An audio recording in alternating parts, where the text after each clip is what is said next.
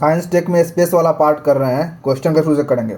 पहला क्वेश्चन है, आपको स्पेस टेक का जो है सोशियो इकोनॉमिक बेनिफिट बताना है। तो क्या क्या हो सकता है? हेल्थ में हो सकता है, एजुकेशन में हो सकता है, कम्युनिकेशन में हो सकता है, ब्रॉडकास्टिंग में, डिजास्टर मैनेजमेंट में, सेफ्टी सिक्योरिटी में कर सकते हैं, land and water resource management में कर सकते हैं, नेविगेशन के अंदर कर सकते हैं, डिफेंस में कर सकते हैं। तो बेसिकली जितना भी स्पेस टेक में आप ऐसे बहुत सारी टेक्नोलॉजी से बहुत सारा अपडेट्स है जिसका ट्रिकल डाउन इफेक्ट आपको सोसाइटी में देखने को मिलेगा। कैसे, आगे देखते हैं। जैसे मैं बोलूँ हेल्थ के लिए, तो आर्टिफिशियल लिम्ब है आपका, आर्टिफिशियल जॉ बोन्स बनाना है, वेंटिलेटर्स है, फिर लेफ्ट वेंट्रिकुलर असिस्ट डिवाइस है। ये सारे क्या है, स्पेस टेक का टेक्निकल टेक स्पिन ऑफ कह सकते हैं, इसी से निकला हुआ टेक्नोलॉजी है ये। फिर आर्टिफिशियल लिम्ब कैसे काम करता है, कैसे स्पेस टेक का यूज कर रहा है। बेसिकली उसमें क्या करते हैं हम लोग, माइक्रो प्रोसेसर कंट्रोल नहीं लगाते हैं, ठीक है। ये एक मल्टी डिसिप्लिनरी अप्रोच है जिसमें इसरो का, अलिम्को का और जो आपका पंडित दीनदयाल वाला इंस्टीट्यूट है आपका डिजेबल्ड के लिए, उसका, इन तीनों का क्या है, कन्वर्जेंट अप्रोच है। थर्ड क्वेश्चन देखिए, हम स्पेस टेक का एक्सपीरियंस जो है वो डिफेंस में कैसे यूज कर सकते हैं, या उसका कोई एग्जांपल बताना है आपको। जैसे कि आप देखिए थर्मल वियर है सोलर के लिए, वो आप स्पेस टेक का स्पेस स्पिन ऑफ है। या जो आप सेटेलाइट के थ्रू से सिचुएशनल अवेयरनेस करते हैं बॉर्डर के ऊपर, वो एक स्पेस टेक का बेनिफिशियल यूज़ है आपका। फिर देखिए ये हेल्थ क्वेस्ट प्रोग्राम चला रही है इसरो, क्या पर्पस है इसका, पहले फुल फॉर्म देखिए। हेल्थ क्वेस्ट का मतलब है quality upgradation enabled through space tech, नाम ही से क्लियर है कि जितना बेस्ट प्रैक्टिस है इसरो का, उसके other vertical, other health domain में इम्प्लीमेंट करना है। नेक्स्ट क्वेश्चन, क्वेश्चन नंबर 5 देखिए, इसरो जो है वो मेडिसिन एक्सेसिबिलिटी के गैप को कैसे फिल कर रहा है। तो आप सेटेलाइट का यूज़ करते हुए टेलीमेडिसिन वाला प्रोग्राम रन करते हैं, ठीक है। तो इससे जो रूरल और जो फार रिस्ट जो मतलब डिफ़िकल्ट रीचिंग एरिया है, उसमें आपकी एक्सेसिबिलिटी का जो चैलेंज है वो एड्रेस हो जाता है।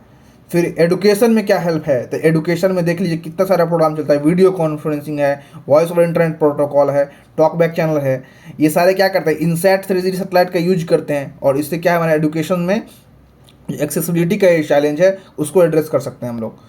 अब देखिए स्पेस और कम्युनिकेशन ये कैसे इंटरटेटेड हैं, और क्या एक दूसरे से यहाँ पे कम्युनिकेशन कैसे स्ट्रांग हो रहा है स्पेस से, वो देखिए। आजकल जो आपका सेटेलाइट बेस्ड इंटरनेट सर्विसेज है वो बहुत ज़्यादा डिमांड में है, और इंडियन स्पेस पॉलिसी में इसको एड्रेस भी किया गया है। तो कम्युनिकेशन में देख लीजिए, जितना कॉमर्शियल सेटेलाइट है वो क्या है कि ग्राउंड पे आपका ट्रांसपॉन्डर्स उनका ऑपरेट करता है, सी बैंड के अंदर, क्यू बैंड के अंदर, एस बैंड का। जैसे एग्जांपल है ट्रांसपॉन्डर का, जैसे देख लीजिए BSNL ऑपरेटेड है, दूरदर्शन ऑपरेटेड है, ऑल इंडिया रेडियो है, DTH है, टीवी ऑपरेटर्स है, बैंकिंग और दूसरे फाइनेंशियल इंस्टीट्यूट्स हैं। ये सारे जो है ट्रांसपॉन्डर ऑपरेट करते हैं सी बैंड, क्यू बैंड और एस बैंड में, कहाँ पे, ग्राउंड पे। और ये कॉमर्शियल सेटेलाइट का बेनिफिट यूज करते हैं, ठीक है। सो बेसिकली ये डाउन स्ट्रीम सर्विसेज हैं। अब देखिए ब्रॉडकास्टिंग में, देखिए क्या है, ब्रॉडकास्टिंग में इनसैट यूज किया जाता है, ठीक है। 100% लैंड मास कवरेज इनसैट के थ्रू से, ठीक है, भारत का लैंड मास, और पॉपुलेशन कवरेज अप्रॉक्सीमेटली 92% है, ठीक है। Presently 33 DD TV channels are operating through C band of INSAT 3A 3C और 4B सैटेलाइट्स, ठीक है। अब देखिए क्यू बैंड सैटेलाइट क्या होता है, Q band transponders from INSAT, GSAT and lead satellites are catering to DTH television services. Disaster management में कैसे स्पेस टेक का यूज है वो देखिए। अर्ली वार्निंग सिस्टम, फिर real time monitoring and assessment of damages caused by natural disaster like cyclone, landslide, earthquake, forest fire. ये जितने disasters हैं, चाहे लैंडस्लाइड से है, चाहे साइक्लोन से है, चाहे अर्थक्वेक से है, फॉरेस्ट फायर से है, इन सब का अर्ली मॉनिटरिंग किया जा सकता है, जो डैमेज हो रहा है उसको असेसमेंट किया जा सकता है आपका स्पेस टेक्नोलॉजी यूज करके,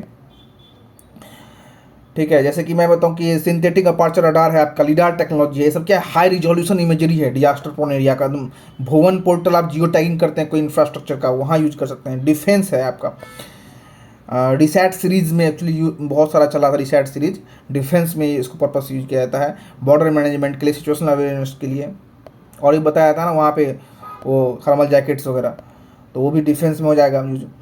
फिर आप देखिए land and water resource management कैसे किया जाता है, तो रिसोर्स सेट सीरीज लॉन्च किया गया सैटेलाइट्स का, जिसकी कैपेबिलिटी क्या है कि बहुत सारा थीमेटिक मैप प्रोड्यूस कर रहा है। जैसे कि आपको कहीं का लैंड स्लाइड वाला मैप देखना है तो वो एक थीम पे मैप बना कर देगा, कहीं पे देखना है कि फॉरेस्ट वाला मैप देना है तो वो देख देगा, ठीक ठीक है। लैंड यूज और लैंड कवर मैप कर सकते हैं। किसका डेटा यूज करें तो लिस्ट4 और कार्टोसैट, इसका यूज करके आपका लैंड कवर मैप बता देगा।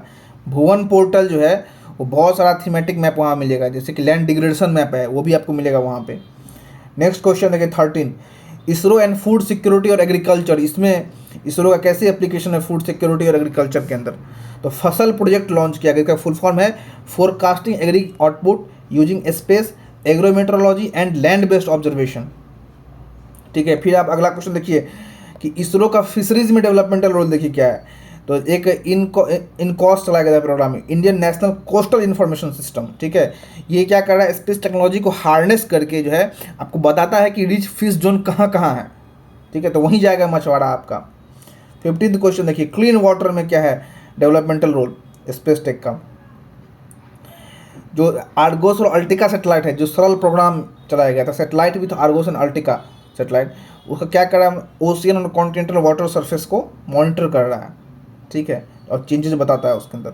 फिर रूरल डेवलपमेंट में क्या है, तो सबसे पहला चीज़ तो एक्सेसिबिलिटी इशू चैलेंज एड्रेस करता है।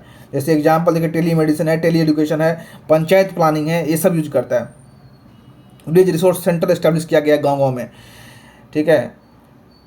और उससे हम क्या करते हैं, बीआरसी से डायरेक्ट स्पेस सर्विस दिया जाता है। फ़ायदा क्या है उसका देखिए, टेली मेडिसिन में, टेली एजुकेशन में है, पंचायत प्लानिंग में है। फिर नेविगेशन में बताइए तो नाविक सिस्टम बहुत चर्चा में रहा है, ठीक है। तो ये बेसिकली नेविगेशन सिस्टम बनाया गया, 7 सेटेलाइट है इसके अंदर, 7 कॉन्स्टलेशन ऑफ 7 सेटेलाइट है, और रिसेंटली NVS-1 जो है वो लॉन्च किया गया है इसमें। फिर इसरो और उसका इंफ्रास्ट्रक्चर डेवलपमेंट कैसे करता है, जियो टैगिंग वगैरह आप यूज़ किए हैं। फिर 19th नंबर क्वेश्चन देखिए आप, what are the prospects of India space economy. Economy का क्या प्रॉस्पेक्ट है इंडियन स्पेस का। करंट वैल्यूशन देखिएगा तो $8.4 बिलियन का स्पेस इकोनॉमी का। भारत का शेयर उसके अंदर कितना है, 2%, और हमारा विजन कितना का है, 10% लेके जाना है। यानी कि GDP में देखिएगा शेयर स्पेस टेक का तो 0.25% है, ठीक है। और आज के डेट में मोर देन 200 स्टार्टअप्स हैं, 2023 तक 190 दिखा रहा है, लेकिन बट मोर देन 200 स्टार्टअप्स है आज के डेट में। स्पेस वैल्यू चेन एनालाइज कीजिए आप, ये 20 नंबर क्वेश्चन है। तो 2 सेगमेंट में है, 3 सेगमेंट में समझिए, अप स्ट्रीम, डाउन स्ट्रीम, और एक होता है auxiliary segment. Up stream segment में क्या होता है, जो जितने स्पेस एसेट्स होते हैं उसका डेवलपमेंट करना, टेस्टिंग करना, लॉन्चिंग करना, ऑपरेशन करना, मॉनिटरिंग करना, ठीक है। तो ये सारे हो गया आपका अप स्ट्रीम सर्विसेज। एक डाउन स्ट्रीम सर्विस होता है जिसके अंदर क्या करते हैं, सेटेलाइट का डेवलप करना, फिर उसका बिजनेस वैल्यू प्रोडक्ट या सर्विस एप्लीकेशन जितने हैं, जैसे कि नाविक सिस्टम है आपका, टेलीमेडिसिन होता है, ठीक है, फिर टेली एजुकेशन है। तो सेटेलाइट डिपेंडेंट, ये सब क्या है, satellite dependent business value product या सर्विसेज या एप्लीकेशंस हैं। ये नाविक, टेलीमेडिसिन, टेली एजुकेशन, ये क्या है, satellite dependent business value product, services या एप्लीकेशंस। ये सारे क्या डाउन स्ट्रीम है, क्योंकि सारा बिजनेस का वैल्यू चेन किस पर डिपेंडेंट है, सेटेलाइट सर्विस पर डिपेंडेंट है। स्ट्रेटेजिक रिक्वायरमेंट सर्व करना डाउन स्ट्रीम सेगमेंट में आ जाएगा, जैसे अर्थ ऑब्जर्वेशन है आपका। फिर आप बताइए ऑक्सिलरी सेगमेंट है, तो ऑक्सिलरी सेगमेंट क्या हो जाएगा आपका, जैसे टेक स्पिन ऑफ्स होते हैं, जैसे कि ऊपर हमने डिस्कस किया कि स्पेस टेक में जो टेक्नोलॉजी ओरिजिनली यूज हुआ था उसका हम साइड में दूसरे इंडस्ट्रीज में भी यूज कर पा रहे हैं, जैसे कि हेल्थ में कर रहे हैं, आर्टिफिशियल लिम्ब वगैरह बना के, या आपका थर्मल जैकेट्स बना रहे हैं डिफेंस के लिए। अब देखिए प्राइवेट सेक्टर का नेक्स्ट क्वेश्चन, हम क्वेश्चन नंबर 21 कर रहे हैं, प्राइवेट सेक्टर का क्या सिग्निफिकेंस है स्पेस में। तो देखिए प्राइवेट सेक्टर क्यों ज़रूरत है, अगर प्राइवेट सेक्टर का एंट्री होगा और काफ़ी ज़्यादा उनको प्रमोशन किया जाए, तब जाके इसरो अपना फोकस R&D में कर सकता है, ठीक है। और आज के डेट में जो हम सप्लाई ड्रिवन मॉडल है हमारा स्पेस टेक का, वो डिमांड ड्रिवन में शिफ्ट कर जाएगा, क्योंकि आपका सर्विसेज डिमांड बहुत ज़्यादा लेवल पे हो रहा है आज के डेट में। दूसरी बात, जो हमारा ग्लोबल इकोनॉमी में शेयर है वो डेफिनेटली इंक्रीज करेगा, इनोवेशन को प्रमोट मिलेगा, और डेफिनेट बात है मेक इन इंडिया प्रमोट होगा। क्वेश्चन 22 चैलेंजेस क्या है प्राइवेट सेक्टर के लिए। सबसे बड़ी बात है कि रेगुलेशन की मल्टीप्लिसिटी है, इसरो है, डिपार्टमेंट ऑफ स्पेस है ना, तो ये सारी समस्या है। हालांकि इसका सॉल्यूशन इंडियन स्पेस पॉलिसी के थ्रू बहुत हद तक कर दिया गया है।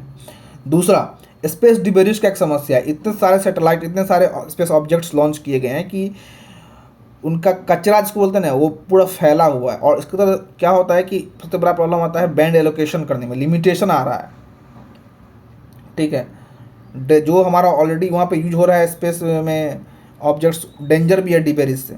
हाई स्पीड मूविंग ऑब्जेक्ट रहेंगे जब डिबेरिज रहेंगे तो, है ना, वो टकराएंगे तो समझिए क्या होगा फिर। सिक्योरिटी स्ट्रेटेजिक कंसर्न हो सकता है डेटा लीकेज का, क्योंकि प्राइवेट है तो एक लायबिलिटी रिस्पॉन्सिबिलिटी का चैलेंज हमेशा रहेगा।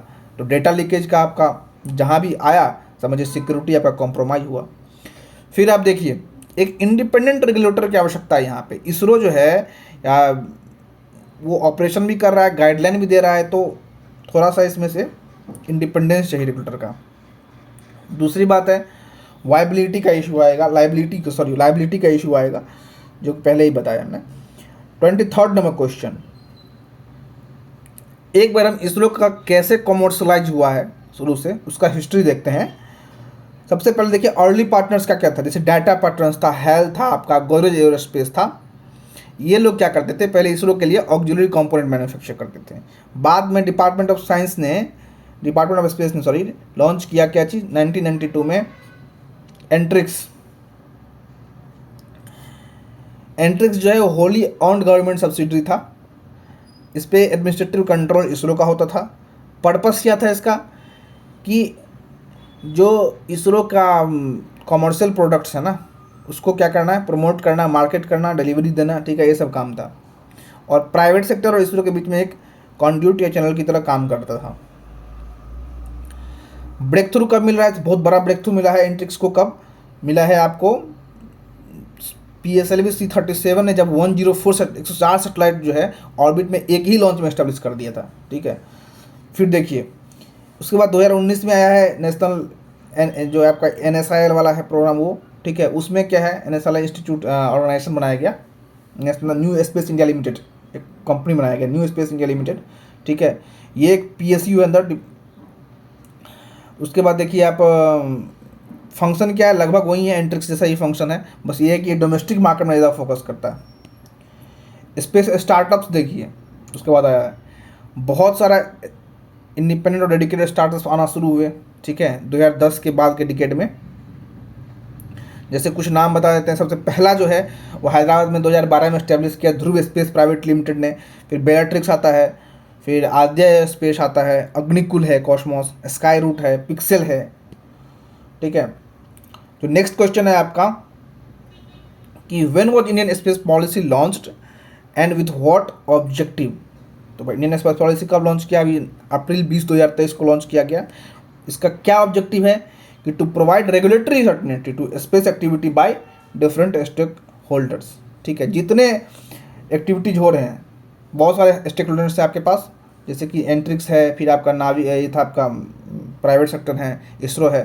तो जितने आपके स्टेक होल्डर्स हैं उनके द्वारा जितनी भी स्पेस एक्टिविटीज की जाती है उनको क्या करना है, एक रेगुलेटरी सर्टेनिटी। बताया था ना कि चैलेंज है प्राइवेट सेक्टर के लिए आज के डेट में कि मल्टीप्लिसिटी ऑफ रेगुलेशन है, बहुत सारा रेगुलेशन बनाया हुआ है। सर्टेनिटी चाहिए ना रेगुलेशन का कि आज क्या है कल क्या रहेगा, उस तरह से पैटर्न जो है वो प्रिडिक्टेबल होना चाहिए, नहीं तो फिर इन्वेस्टमेंट नहीं आएगा फिर। तो ये इसके डायरेक्शन में सॉल्यूशन लाने के लिए क्या क्या गया, एक पॉलिसी लॉन्च किया गया, इंडियन स्पेस पॉलिसी। कब लॉन्च किया गया, 20 अप्रैल 2023 को लॉन्च किया गया, ठीक है। इसके बारे में नेक्स्ट चर्चा जो है हम आगे के वीडियो में करते हैं।